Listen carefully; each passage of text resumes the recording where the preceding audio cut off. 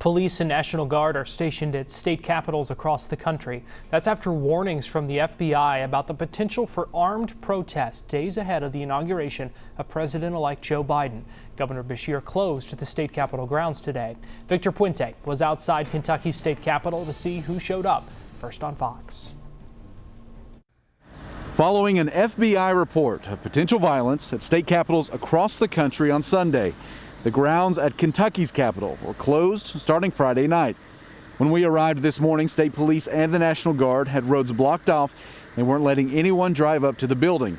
They told me they hoped that show of force wasn't needed. But I mean, I feel like we've done our due diligence in being prepared and hopefully over-prepared for anything that might happen, but we're also hopeful that nothing happens. Even though the grounds were closed today, the protesters who did show up were able to walk up to the Capitol steps. They told us they were here today to speak out against government overreach. We're out here showing, hey, look, people out here that do have firearms doesn't mean that they're necessarily violent. We're just like you and anybody else. We can sit there and say, you know, having a car is violent because of all drunk drivers.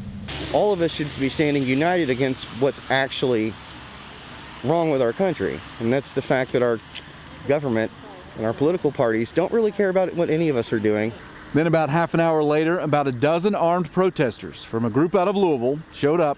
They chanted anti-police slogans and told us they were there to keep the peace. Militias, I feel like this is how I put it, right? Most militias are just people that want to practice their Second Amendment, and the government is mad about that.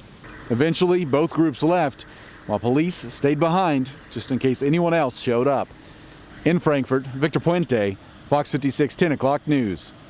And we asked police if the grounds would reopen at midnight. They told us they weren't exactly sure when that will happen.